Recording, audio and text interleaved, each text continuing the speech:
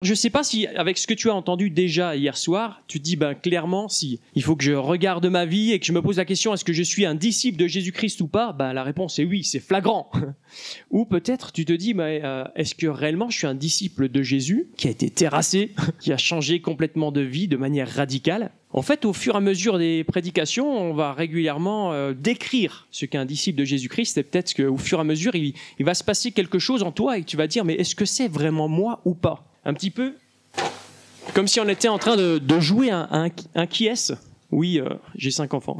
Et puis, il y a toutes vos têtes là qui sont en photo, et au fur et à mesure qu'on décrit le disciple de Christ, il y a des têtes qui tombent. Ta, ta, ta. Ça, c'est pas lui, c'est pas lui, c'est pas lui, c'est pas lui, c'est pas lui. Et au fur et à mesure des prédications, il y aura de moins en moins de personnes. Est-ce que l'objectif est qu'il n'en reste qu'un? En vrai, il va rester que Jésus.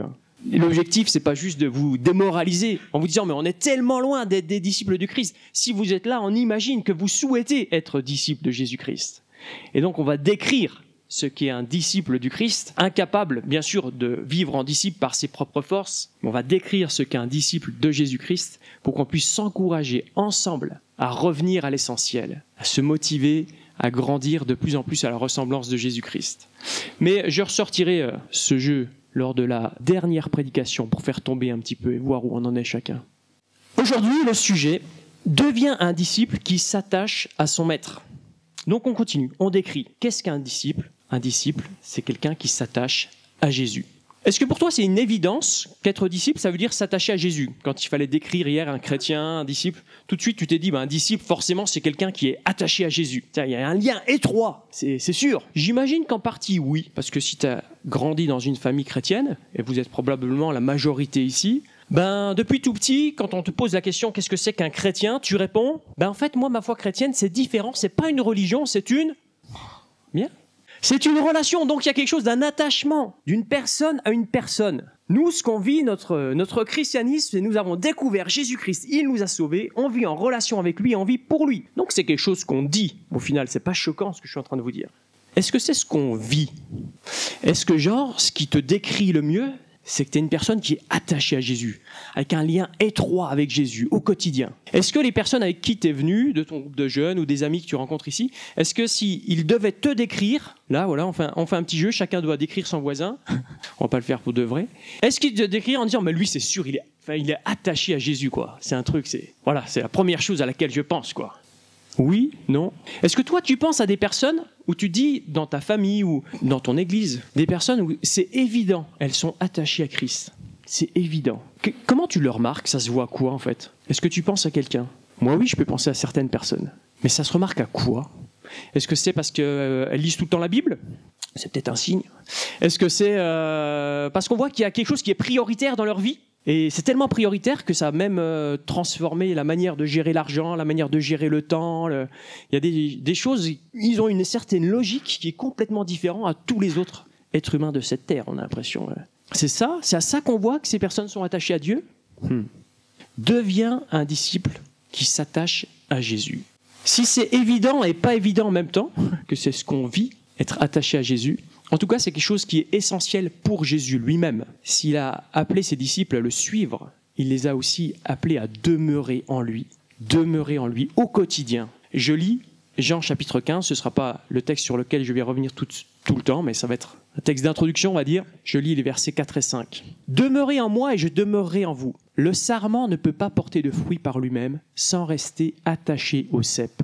Il en va de même pour vous, si vous ne demeurez pas en moi, je suis le cep, vous êtes les sarments. Celui qui demeure en moi et en qui je demeure porte beaucoup de fruits, car sans moi, vous ne pouvez rien faire. Sans moi, vous ne pouvez rien faire. » C'est essentiel. Pour Jésus, c'est essentiel que le disciple de Jésus soit attaché à lui. Soit attaché à lui comme un sarment au cep. Soit attaché à lui, on pourrait aussi dire demeurer en lui. C'est un point d'ailleurs qui est tellement important que dans la Bible, on va voir que les différents auteurs inspirés par Dieu ont utilisé plein de formulations différentes, mais pour parler un peu de la même chose. Être attaché à Dieu, ça pourrait être la piété, on pourrait parler de la communion avec Dieu. On pourrait, en fonction des auteurs, avoir d'autres termes qui sont là. Mais on voit bien qu'il est question de cette proximité avec Dieu. Alors, comment un disciple s'attache à Jésus? Je vais commencer par définir un petit peu de quoi on parle quand on parle de s'attacher à Jésus. Et puis ensuite, on va voir comment on s'attache. Alors, de quoi on parle quand on parle de s'attacher à Jésus ? On pourrait commencer par faire une recherche assez simple. On va sur un site internet où il y a toute la Bible, on cherche attaché à Dieu, à l'Éternel, à Jésus, et puis on regarde les versets qui sortent. Ça fait un peu de lecture, c'est très édifiant. Et je vous propose 2 versets que j'ai trouvés en faisant une recherche. Josué 22, verset 5. Ah oui, du coup ça date d'avant Jésus. Veillez seulement à respecter et mettre en pratique le commandement et la loi que vous a prescrit Moïse, le serviteur de l'Éternel. Aimez l'Éternel votre Dieu, marchez dans toutes ses voies, gardez ses commandements, attachez-vous à lui et servez-le de tout votre cœur et de toute votre âme. Voilà ce que Josué dit au peuple peu avant sa mort. Et la Bible donne aussi quelques exemples de personnes qui se sont attachées à Dieu. Par exemple, Ézéchias, je lis dans 2 Rois 18, « Il mit sa confiance en l'Éternel, le Dieu d'Israël. De tous les rois de Juda qui lui succédèrent ou qui le précédèrent, aucun ne fut pareil à lui. Il s'attacha à l'Éternel sans se détourner de lui, et il se conforma au commandement qu'il avait prescrit à Moïse. L'Éternel fut avec Ézéchias, qui réussit dans toutes ses entreprises. » Juste 2 textes, parce que c'est suffisant pour faire une remarque déjà. Quand on recherche attaché à l'Éternel, attaché à Dieu, attaché à Jésus, ce qu'on découvre, c'est que ça fait partie d'un package.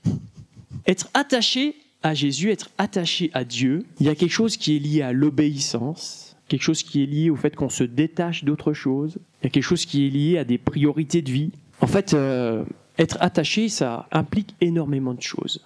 Et pour le définir, on va aller encore un petit peu plus loin, pas juste regarder les fois où on voit attaché à Dieu dans la Bible, mais on va essayer de fouiller un petit peu un terme en particulier, parce que je le trouve très riche sur le sujet, c'est le terme de piété.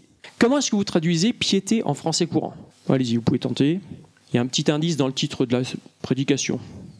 L'attachement à Dieu. Si on veut faire très simple, on prend la Bible du semeur, on regarde, chaque fois qu'il y a piété, c'est traduit par attachement à Dieu.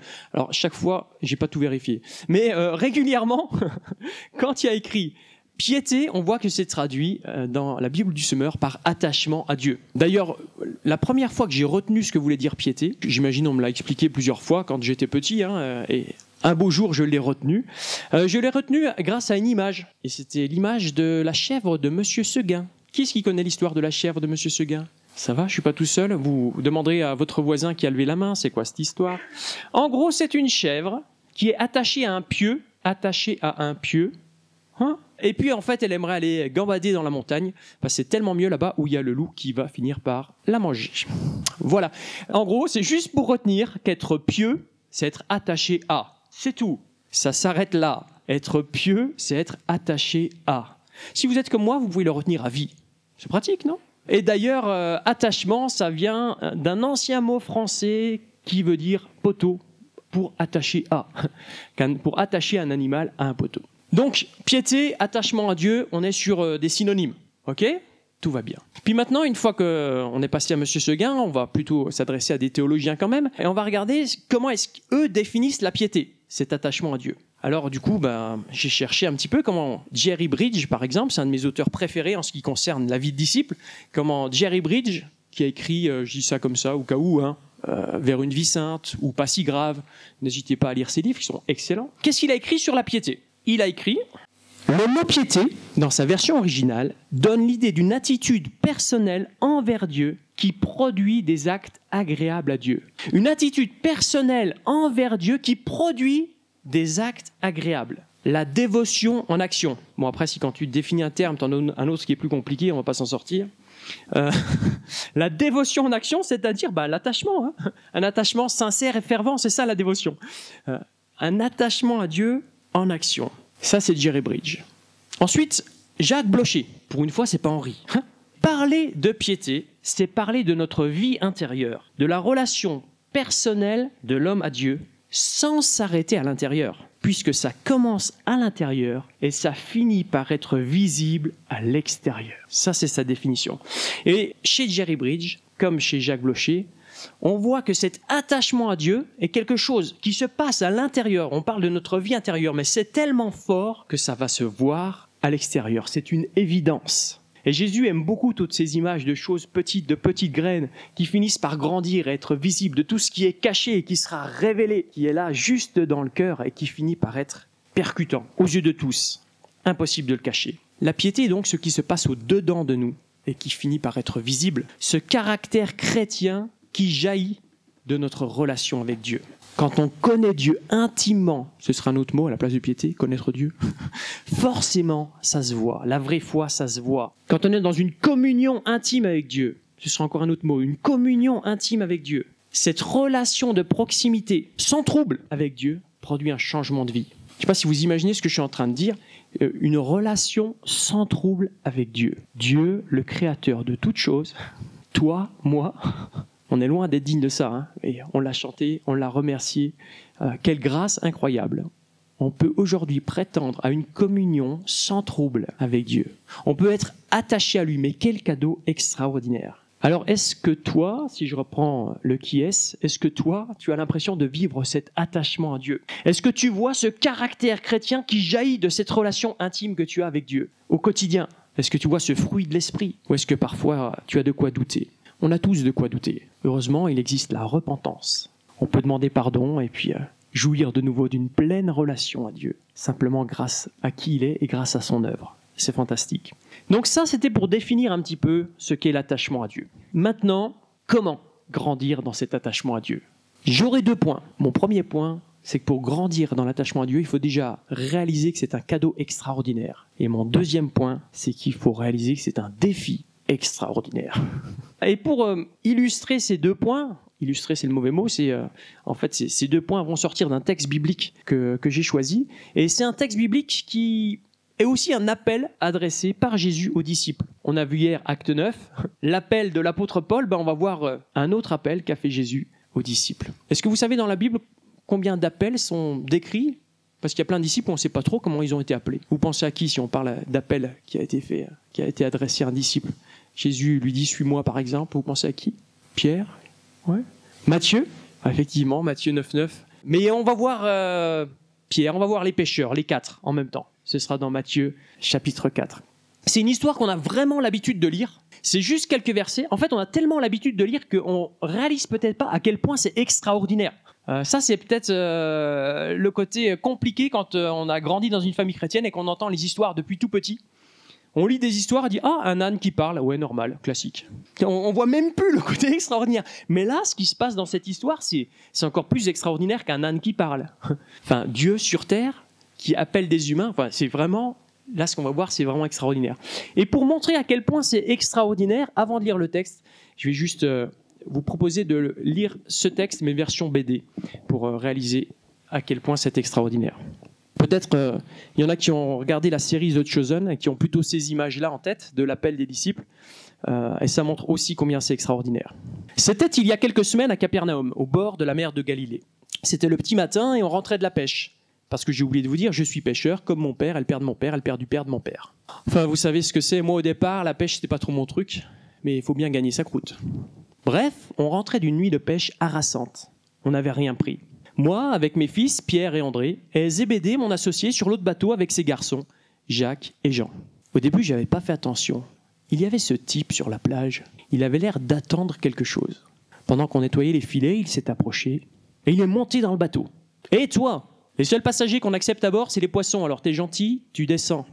Emmenez-moi au large et jetez vos filets. » Dites les jeunes, vous pouvez venir 1 minute, là, j'ai un petit problème. Dis donc toi, emmenez-moi et jetez vos filets. C'est qu'on a jeté ces foutus filets toute la nuit, on n'a rien ramassé. Alors là, on est un peu fatigué. Emmenez-moi.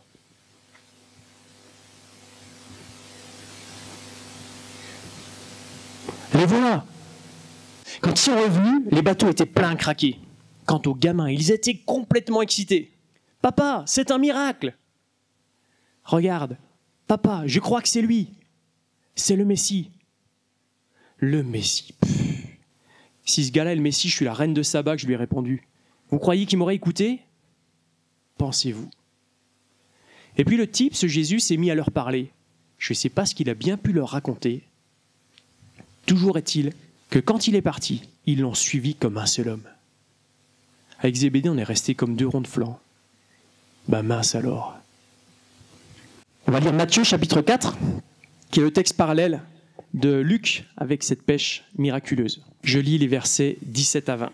Au bord de la mer de Galilée, il vit 2 frères, Simon appelé Pierre et André, son frère, qui jetaient un filet dans la mer. En effet, ils étaient pêcheurs. Il leur dit « Suivez-moi, et je ferai de vous des pêcheurs d'hommes. » Aussitôt, ils laissèrent les filets et le suivirent.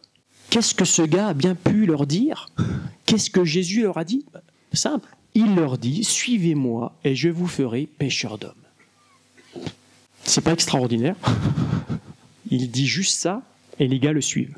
En fait, c'est mon premier point. Pour être attaché à Jésus, il faut reprendre conscience de combien c'est un cadeau extraordinaire. Un cadeau extraordinaire, le fait que Jésus a appelé ses disciples, nous appelle. Le fait qu'il a offert aux disciples sa proximité, qu'il nous offre de pouvoir être en communion avec lui. Premièrement, c'est un cadeau extraordinaire qu'il appelle les disciples. Vous le savez, vous en doutez, c'est pas la pratique normale. C'est pas la pratique normale qu'un maître aille chercher des disciples. Si un maître est renommé, c'est les disciples qui se pressent au portillon pour pouvoir être enseignés par ce maître. Un maître qui cherche des disciples, probablement, il est nul. Sauf que là, c'est Dieu. C'est contraire à toute logique. C'est un peu le mec qui a un prix Nobel de physique qui va recruter un thésard en faisant ses courses à Lidl. Et il ne demande pas, parce que là, il ne cherche même pas en école de théologie. Regardez où il va chercher ses disciples. Et il ne demande pas de CV, pas de lettre de motivation, rien. Suis-moi. Ça semble complètement fou. Bon, après, nous qui connaissons un peu le Dieu de la Bible, est-ce que ça nous surprend vraiment? Ça nous surprend, bien sûr. Mais on a un petit peu l'habitude que ce soit Dieu qui soit prêt à faire le premier pas. Ça reste extraordinaire. Mais Dieu qui fait le premier pas dans le jardin, alors que Adam et Ève se sont détournés de lui. Dieu qui fait le premier pas pour les attirer de nouveau à lui. Dieu qui fait le premier pas maintes fois avec les prophètes pour rappeler ce peuple rebelle à lui. Dieu qui, là encore, fait le premier pas pour appeler ses disciples. C'est extraordinaire. Pourquoi eux? Pourquoi toi? C'est juste extraordinaire. Et il fait le premier pas. Peut-être dans cette salle, il y en a qui ont déjà tenté de faire le premier pas. C'est chaud, hein? Peut-être il y en a qui réfléchissent à le faire. C'est dangereux, hein? On ne sait pas ce que la personne va répondre en face. Il fait le premier pas. Il vient. Il appelle. Extraordinaire. On ne le mérite pas du tout. Raph nous l'avait dit hier déjà. Et non seulement il nous appelle à le suivre, mais il nous appelle à demeurer avec lui. Extraordinaire. Moi, ça me pousse en tout cas à admirer Dieu, à admirer Jésus, à admirer ce cadeau. On ne peut pas regarder ça et se dire c'est juste normal. Non, ça reste pas normal. C'est extraordinaire. Merci Seigneur. Tu es parfait, tu m'offres ce cadeau. Au cas où, pendant ces quelques jours, tu sens que Jésus t'appelle, tu entends son appel, n'hésite pas à répondre. C'est extraordinaire. Fais pas comme si de rien n'était. Quand je suis en réunion, je décroche jamais au téléphone. C'est normal, je suis en réunion. Sauf si c'est de la pub, non. Sauf si c'est ma femme. Pas que ce qu'elle ait à me communiquer soit toujours essentiel. Genre, est-ce que j'achète ces chaussures pour notre fils ou pas? Je peux dire oui ou non. C'est pas toujours essentiel, mais c'est parce que c'est ma femme. Ça, c'est essentiel. Alors, je prends le téléphone. Désolé, je reviens tout de suite. Mais imagine que c'est Dieu qui appelle. T'avais quelque chose à faire?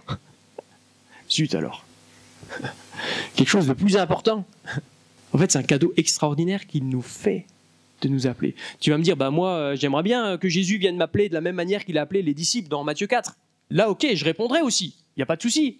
Mais il peut nous appeler de plein de manières différentes. Il peut nous appeler à le suivre, comme Raph l'a partagé hier, en nous terrassant, ou d'une autre manière. Il peut nous appeler à demeurer en lui, à rester proche de lui, à nous attacher avec lui de plein de manières différentes. Ça peut être mauvaise conscience. C'est un appel. Laisse tout tomber, prends le téléphone. Repens-toi. Ça peut être une lassitude. Ça peut être une joie énorme, une tristesse énorme pour des choses qui ne méritent pas d'être aussi joyeux ou aussi tristes. Et qui nous appellent à nous recentrer sur ce qui est vraiment essentiel. Ça peut être plein de choses comme ça, du quotidien, qui sont comme des coups de fil. C'est Dieu. C'est l'occasion de m'attacher à lui. Est-ce que je décroche? Extraordinaire comme cadeau. Il m'appelle et en plus il m'offre sa proximité au quotidien. Parce qu'imaginez quand Jésus a appelé ses disciples, il les appelle à le suivre. Ça va être pour 3 ans. Hein. Ouais. Ils vont le suivre. Au cas où Jésus, avec un petit peu de confort, un petit peu de solitude avant, pour pouvoir se ressourcer, c'est mort. C'est fini. Et puis il faut voir qui sont ses disciples. Hein. Mais quel engagement, quel amour d'offrir sa proximité à des humains, qu'on puisse lui parler en tout temps. C'est extraordinaire quand on y pense. Est-ce que quelqu'un a déjà vécu en coloc ici? Ouais. Qui est-ce qui trouve que la coloc c'est vraiment la meilleure expérience? C'est vraiment génial de vivre en coloc. Yes. Alors ceux qui lèvent la main, souvent c'est ceux qui font pas la vaisselle. Parce que les autres qui la font à leur place, eux ils lèvent pas la main. Non, je rigole. Mais forcément, la coloc c'est une expérience extraordinaire, mais on sait aussi qu'on perd en confort quelque part. Je suis sûr que dans la salle, je vais pas faire lever les mains cette fois-ci, mais il y en a aussi qui ont refusé de vivre en coloc parce qu'ils savent très bien qu'il y a un confort à perdre. Je vois des yeux qui disent oui. Et Jésus, Dieu, venu sur terre, perd son confort pour offrir cette proximité à ses disciples. Et ces disciples en question vont le renier, vont se battre entre eux pour savoir qui est le plus grand alors que Jésus est là. Sérieux. Vont être impatients pour un village de Samaritains pour demander de faire descendre le feu du ciel alors que Jésus a une telle patience avec eux. Wow. Et il offre cette proximité. Et peut-être au moment où il a le plus besoin, où lui a besoin de la proximité des autres, il s'endorme. Ah vache, la coloc. Et il nous offre à nous aussi cette proximité. Un disciple s'attache à son maître, mais déjà il est extrêmement reconnaissant pour le fait qu'il peut s'adresser à Dieu tout le temps. Une prière simple, honnête, constante, quelles que soient les circonstances de la vie. Là, tout de suite, ce matin, cet après-midi, en étant juste honnête sur ce que je vis. Je n'ai pas besoin de me préparer pour prier pendant 1 an pour être dans les meilleures dispositions pour m'adresser à Dieu. Je peux lui dire, comme moi ce matin, je ne sais plus trop pourquoi je vais parler ce matin. Je relis mes notes et je me dis, au final, je pourrais le communiquer en 2 phrases. Mais bon, je veux le faire pour toi. Je lui dis ce que je ressens, je lui dis ma fatigue, il me donne la paix, je le remercie. Simple, honnête, constant. Quelque chose de merveilleux qu'on peut développer avec Dieu, mais c'est juste un cadeau extraordinaire. J'en veux pour preuve l'apôtre Jean. Il a été appelé, dans le même texte, dans Matthieu 4, juste après, il a suivi Jésus. Et on voit combien sa vie a été transformée par cet attachement à Dieu. Transformée par cet attachement. Il voit Jésus, on a l'impression qu'il est en communion constante avec Jésus. Au point que quand on lit les épîtres de Jean, on a l'impression que c'est un grand rêveur. Il rêve juste d'une chose, la communion avec Jésus. Il y a quelques années, ma femme m'avait offert un livre jusqu'au bout de leurs rêves. C'est des histoires d'hommes, de femmes qui sont morts pour aller au bout de leurs rêves. Je sais pas, l'Antarctique à ski, découvrir la capitale de Smara. Et il y en a plein. Ils sont morts pour un rêve. Excusez-moi, un peu débile. Mais ça les animait tellement. Jean, j'aurais bien rajouté une page dans ce livre. Ce qui l'anime, c'est la communion avec Jésus. Il trouve ça extraordinaire. Quand il commence son épître, il décrit la communion, il dit mais on a goûté un truc là, on a touché quelque chose. Mais je vous annonce, cette communion avec Dieu est possible. Et j'aimerais tant la partager avec vous tous, parce qu'alors votre joie sera complète. Cette communion avec Jésus, c'est quelque chose d'extraordinaire. Il était attaché à Jésus, et ça a transformé toute sa vie. Incroyable. La communion, un autre mot pour l'attachement. Au point qu'on en oublie presque cette histoire qui est racontée dans Actes chapitre 12. On a parlé hier du premier martyr avec Étienne. Le prochain, Jacques, frère de Jean. Vous vous souvenez de cette histoire ? Hérode commence à persécuter des chrétiens, il voit que ça plaît aux Juifs, il tue Jacques, il fait emprisonner Pierre. Et puis l'Église se met à prier et Pierre est délivré. Dieu met les grands moyens. Pierre au fond de la prison, ses chaînes tombent, les portes s'ouvrent, il rejoint ceux qui sont en train de prier pour lui. On met un peu de temps à lui ouvrir, mais bon, il arrive quand même à les rejoindre vraiment. Et là, mais quelle fête! Pierre est là! Mais quel Dieu nous avons! Et Jacques, mettez-vous dans la peau de Jean. Quand c'est Pierre, Dieu met les grands moyens. Et mon frère, il n'en parlera jamais.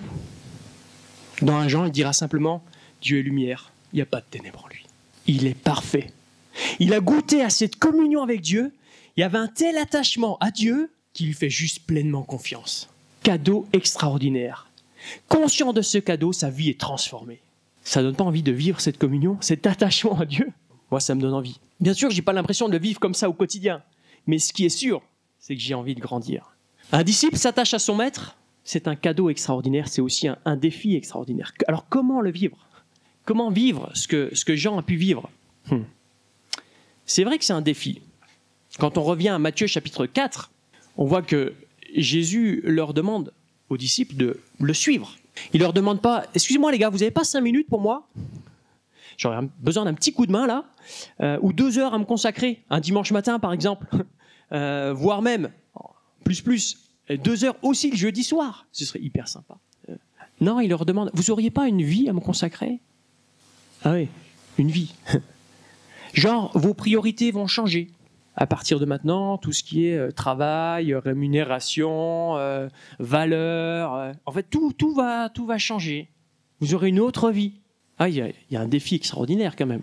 Le défi de l'engagement qui est là, il est extraordinaire. C'est waouh. Alors peut-être on pourrait dire, nous on n'est pas les disciples, on n'a pas vécu cet appel-là, mais quand même, Jésus nous appelle nous aussi à être disciples, c'est-à-dire à vivre tout dans tous les domaines de la vie avec ses priorités à lui. Le travail, les relations, tout ce qui est prioritaire dans notre vie va être ce qui est prioritaire pour lui. Une vie complètement différente. Rien à voir. Quel défi d'engagement. À partir de maintenant, dans tout ce qu'on va vivre, dans tout ce que le disciple va vivre, il va réfléchir à penser à ce qui est le meilleur pour Dieu, à aspirer à sa gloire en toutes circonstances, à parler bien de lui, à agir pour sa gloire. Ça part des pensées, ça va aux paroles, aux actions, dans tout ce qu'il fait. Mais quel défi d'engagement! C'est ça, être attaché à Jésus. Quelque chose qui vient de l'intérieur et qui se manifeste à l'extérieur. Quel défi d'engagement et quel défi de foi! Je ferai de vous des pêcheurs d'hommes. Sympa, c'est quoi le boulot? Est-ce que ce serait possible juste d'avoir quelques détails en termes d'engagement, les horaires en français, on aurait demandé les vacances. Est-ce qu'il y a possibilité d'évoluer dans la boîte? Et comment ça se passe au niveau du CE? Quels sont les avantages de cette entreprise? Et d'ailleurs, je voudrais juste savoir pourquoi tu nous recrutes, nous. Ça nous aiderait à fond de savoir pourquoi Jésus nous a choisis, nous, pour être ses disciples, non? Je sais pas, les pêcheurs, ils auraient peut-être pu se dire, en temps de galère, peut-être que si tu nous dis tout de suite que quand on sera dans la galère, on ira pêcher, on aura de quoi manger, au moins ça nous aide, quoi. On jette pas les filets tout de suite et on sait que... Voilà. Puis Mathieu, au niveau business, il a des amis. C'est vrai que d'un côté, lui, on comprend pourquoi tu le choisis. Quand il faudra rentrer en ville et payer l'octroi, au moins... Mais n'empêche que quand il faudra rentrer en ville et payer l'impôt, il ne va pas demander à Mathieu de négocier avec ses vieux potes. Il va demander d'aller pêcher pour avoir un poisson pour sortir la pièce de la bouche. C'est pas trop ce qu'on s'attendait. En fait, c'est juste un défi de la foi. Il n'y a pas d'explication. Pourquoi il choisit ses disciples? Pourquoi il nous a choisis, nous? Et ce sera quoi le boulot? Lui faire confiance, en fait. Je ferai de vous. Il le fera. Quelles sont exactement les lignes de notre cahier des charges? On ne sait pas. Mais il nous permettra de le vivre. C'est suffisant. C'est extraordinaire comme défi. En même temps, quand on connaît le Dieu de la Bible, est-ce que ça nous surprend vraiment? Est-ce qu'on n'a pas affaire à un Dieu genre qui pourrait appeler Abraham à partir dans un pays qu'il ne connaît pas? Est-ce qu'on n'a pas un Dieu qui est honoré par la foi de ses enfants? Sans la foi, il est impossible de plaire à Dieu. Quel défi d'engagement, quel défi de foi! Il va y avoir des efforts à fournir pour persévérer dans ce défi d'engagement et dans ce défi de foi. Il va y avoir des efforts à fournir. C'est un cadeau extraordinaire et c'est aussi un défi extraordinaire. Bien sûr, Dieu peut nous donner de vivre ce défi d'engagement, ce défi de foi, mais il y aura des efforts à fournir. Ce n'est pas contradictoire. Dans Pierre, on lit 2 Pierre 1, versets 3 à 8, en succinct. Sa divine puissance nous a donné tout ce qui contribue à la vie et à la piété. C'est pourquoi faites tous vos efforts.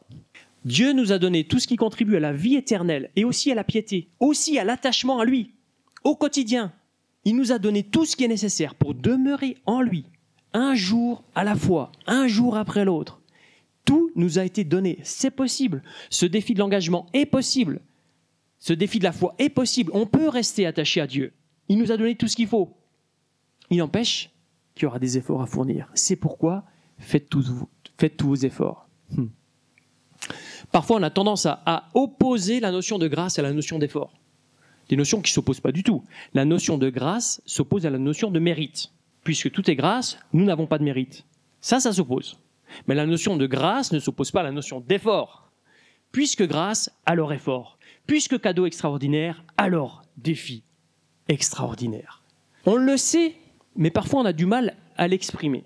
On le sait intérieurement parce qu'on se dit, imaginez, il y a un gars qui s'appelle Marcel, et puis il arrive dans votre groupe de jeunes, et Marcel, il s'intéresse à fond à la vie chrétienne. En fait, il trouve super cool ce que les jeunes vivent dans un groupe de jeunes. Et du coup, ils se font un peu dans la masse. Genre, il fait partie du groupe de jeunes, et normalement, voilà, il vient le dimanche, puis un beau jour, il dit, ça y est, je pense que je suis chrétien, je suis comme vous, je fais partie de vous, quoi. Et là, tout le monde se regarde en mode, mais c'est pas ça être chrétien. Est-ce que quelqu'un lui explique?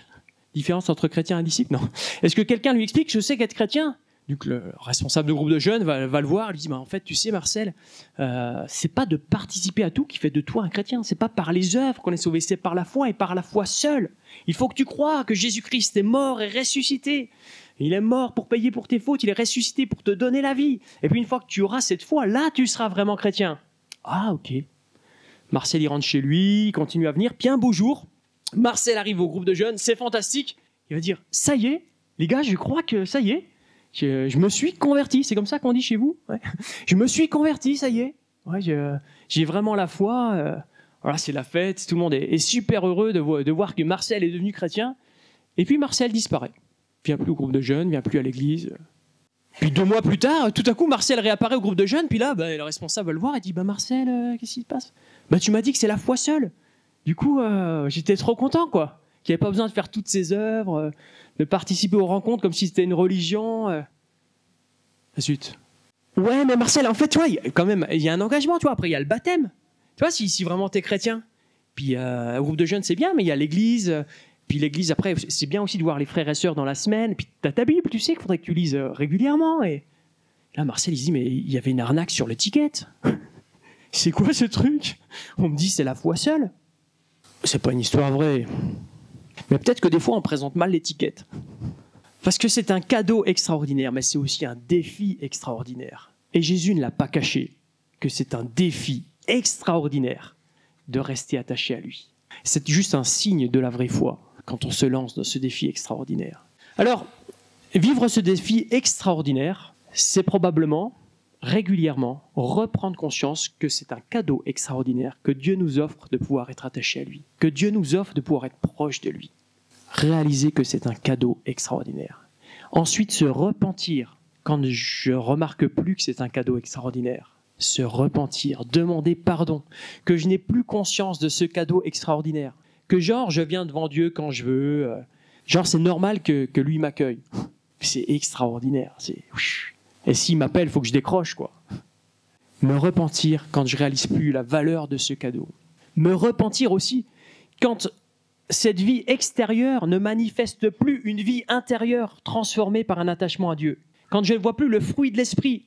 Quand je vois dans ce que je suis en train de vivre avec les autres qu'il y a un problème à l'intérieur, forcément. Donc un problème de relation, un problème d'attachement à Dieu. Réaliser combien ce cadeau est extraordinaire, me repentir quand je ne le réalise plus, ou quand ma vie ne témoigne plus du fait que je sais que c'est un cadeau extraordinaire et que ça a transformé ma vie. Et enfin, le remercier pour tout ce qu'il m'a donné, pour tout ce qu'il nous a donné, pour qu'on puisse rester en communion avec lui. Sa parole, la facilité qu'on a de pouvoir lui parler, les frères et sœurs qui nous encouragent. Sa parole, parce qu'elle nous permet de découvrir de mieux en mieux qui il est. Elle nous permet de pouvoir de plus en plus aimer ce qu'il aime. Elle nous permet de plus en plus de pouvoir relever ce défi de la foi, parce que plus on le découvre, plus on voit qu'il est digne de confiance. Relever ce défi de l'engagement, parce qu'on voit que ceux qui ont vécu cet engagement dans la Bible ne l'ont pas regretté, parce qu'ils avaient tout à gagner. Ils se sont exercés à l'attachement à Dieu. Exerce-toi à la piété. Le sport, exerce-toi à la piété, utile à peu de choses. Allez, notre société a du mal avec ça, avec le corps humain. Alors, soit on le flagelle au Moyen-Âge, soit on en fait une idole. Bienvenue chez nous. Alors, basic fit ou basic fat, pour moi, peu importe. Ce qui compte, c'est la piété. C'est l'attachement à Dieu. Est-ce que tu es prêt à faire les mêmes efforts pour t'attacher à Dieu que les efforts que tu es prêt à fournir pour ressembler à quelque chose dans la glace? Ce serait chouette. En tout cas, ça donnerait un autre goût à ce monde. Je ferme la parenthèse. On a le droit à un coup de gueule par prédication, c'est autorisé. Et puis, saisir les moyens de grâce que Dieu nous a donnés, tout ce qu'il nous a donné pour nous offrir sa proximité. La Bible, la prière, qui reste extraordinaire. Dans nos milieux, j'ai l'impression qu'on a beaucoup de mal à prier. Alors, nos milieux, je ne sais pas si c'est vraiment... on est tous du même milieu, pas certains peut-être d'autres milieux. Mais moi, ça me surprend, je travaille avec des étudiants, que des étudiants ont du mal à prier à ce point-là. À ce point-là. Ça veut dire quoi? C'est quelque chose qui est absent du quotidien? Moi, je te propose de commencer simplement, en tout cas, tous les matins, AM, tous les soirs, PM. Les matins, AM, je m'abandonne à toi, je t'appartiens, tu es mon maître, je suis ton disciple. AM, merci, je te remercie d'avoir renouvelé le souffle de vie pour cette journée qui est devant moi. Et j'aimerais la vivre pour toi. Le soir, PM, pardon pour ce qui n'était pas à ta gloire durant cette journée. Au passage, une journée sans repentance n'est pas une journée sans péché, c'est une journée où on accepte le péché dans nos vies, jusqu'à preuve du contraire. En tout cas, je ne me souviens pas d'avoir vécu une journée sans péché. Donc le soir, pardon. Et merci pour ta grâce. Merci parce que je m'endors en paix avec toi, en communion avec toi. C'est un cadeau extraordinaire. Je peux vivre un attachement avec le Dieu créateur de toutes choses. Je conclus. Deviens un disciple qui s'attache à Jésus. S'attacher, c'est quoi? C'est tout un package. C'est obéir, c'est toute une vie qui est transformée. C'est normal, parce que la définition de la piété, c'est une relation intérieure avec Dieu qui vient transformer l'extérieur. C'est le caractère chrétien qui jaillit d'une relation à Dieu. Et comment ça se vit, ça? Ça se vit en admirant ce cadeau extraordinaire, en remerciant Dieu encore et encore et encore pour le fait qu'il m'a appelé et qu'il m'offre sa proximité. Et ça se vit comment encore? Cet attachement se vit en reconnaissant que c'est un défi extraordinaire et qu'il va falloir faire des efforts aussi extraordinaires. Un défi extraordinaire, un défi d'engagement, un défi de foi, des efforts extraordinaires à faire, mais sa divine puissance nous a donné tout ce qui contribue à la vie et à la piété. Donc on peut faire appel à lui, se repentir, se réengager et vivre une vie d'attachement, avoir comme ce rêve pour 2023, j'aimerais vivre en communion avec Dieu. Comme ce missionnaire qui était missionnaire en Indonésie, qui avait un rêve sur terre, vivre une journée de 24 heures en communion avec Dieu. Et il réessayait chaque jour. On pourrait penser que c'était un moine. Non, il a fait énormément de choses. Il était très actif pour Dieu. Mais dans son cœur, ce qu'il voulait, il rêvait de vivre une journée en communion avec Dieu, du lever du soleil jusqu'à son coucher. C'est ce que je nous souhaite comme défi, que comme l'apôtre Jean, nous puissions être éblouis de ce Dieu de lumière, vivre en communion avec lui. Amen. Je vais prier. Mon Jésus, on te remercie pour cet appel que tu nous as adressé et on reconnaît largement que c'est un appel extraordinaire et qu'on a un privilège extraordinaire de pouvoir maintenant te parler ensemble et de savoir que tu nous écoutes. Notre Dieu, quel cadeau et quelle déception de voir dans ma propre vie combien de fois je ne réalise plus le cadeau que c'est. Mais merci parce que revenir à toi, s'attacher à toi, c'est simple comme la repentance. Je peux juste te demander pardon et puis être de nouveau ébloui par qui tu es, ébloui par ce cadeau que tu me fais. Et puis continuer à lire ta parole, continuer à prier, être encouragé par les frères et sœurs, ceux de mon église locale, ceux de l'église universelle, ceux qui m'ont précédé, juste voir combien ils ont pu vivre cette communion et avoir envie d'être toujours plus attaché à toi. Je te prie pour chacun de nous ici dans la salle, que tu puisses renouveler ce désir en nous d'être réellement attaché à toi au quotidien. Ça puisse être l'objectif pour 2023, mais qu'on ne repousse pas les objectifs, que ce soit déjà l'objectif pour aujourd'hui, là, tout de suite. Et que si tu appelles quelqu'un à se repentir, qu'il puisse décrocher le téléphone. Amen.